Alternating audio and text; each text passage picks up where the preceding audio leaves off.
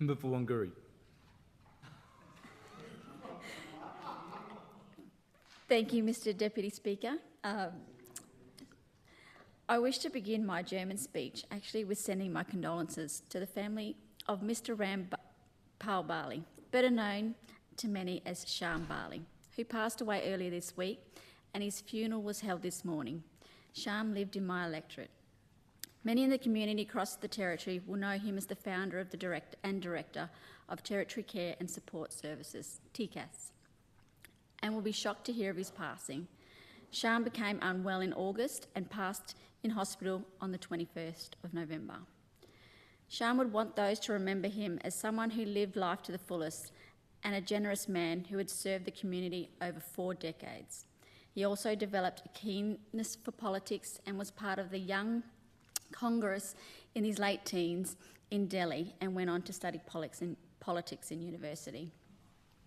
Sharm met his wife Kumi while studying at Birmingham Polytechnic.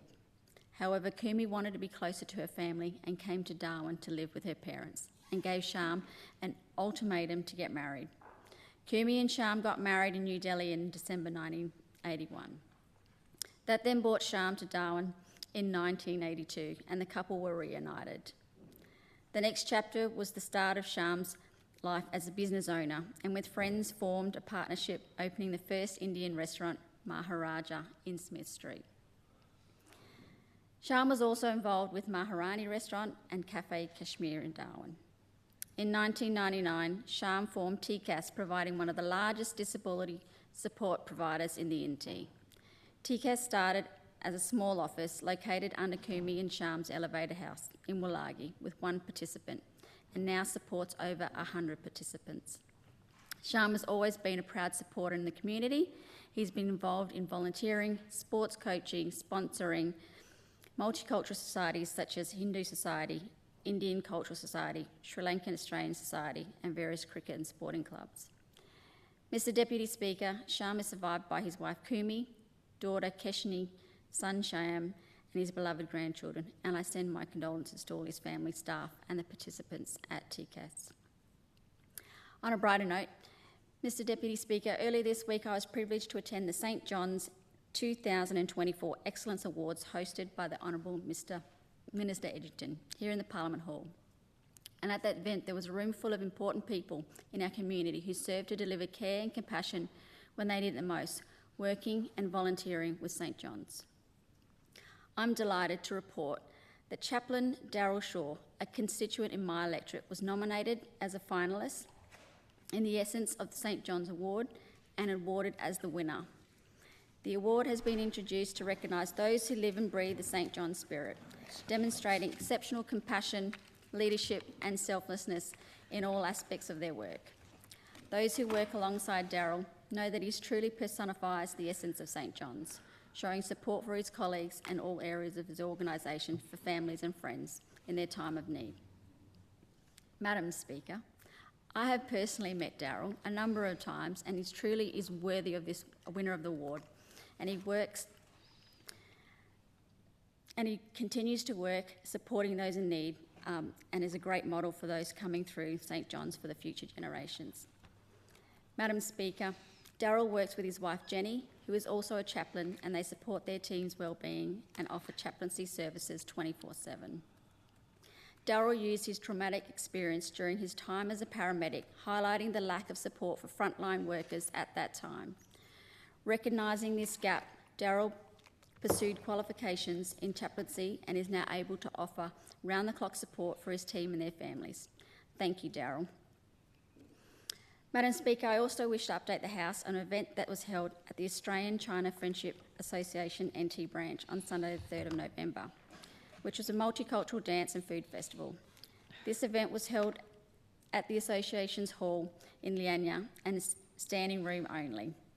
The event was a jam-packed program with different cultures showcasing their musical and dance performances. We saw song and dance from countries such as Indonesia, China, Sri Lanka, India, Ireland and Tai Chi demonstrations. The food from many different countries and the evening that everyone definitely came together in the multicultural community. Madam Speaker, I'd also like to thank my schools in my electorate, Leanya Primary, Wanguri Primary, Mimica Centre and Good Shepherd Lutheran College, Leanya Campus, who are very welcoming each visit. Thank you to the principals, educators and staff who provide quality education, and to the school boards for advocating for the school and the student needs. I want to wish them a safe and happy holiday in the coming weeks as the school finishes up for the 2024. Madam Speaker, I attended the Good Shepherd Lutheran College Awards on the 21st of November with Member for Nelson, and want to acknowledge the Leanya Campus Award recipients. For College Values Transition, Rani Renelson, Year 1, Olive Apps, Year 2, Karen Benson, Year 3, Matilda McFarlane, Year 4, Lachlan Jose, Year 5, Jansen Vala. For the Academic Excellence Awards, Transition, Indy Winch, Year 1, Joy Khan, Year 2, Cormac Novak, Year 3, Scarlett Griggs, Year 4, Madeline Common-Fidge, Year 5, Sionia Jandid. Congratulations to all those recipients. Madam Speaker, I wish to acknowledge the great work of a constituent, Sam Weston, in the community, who's doing great work through his business, Mad Snake Cafe. Sam's always advocating in the return service person space as a veteran himself.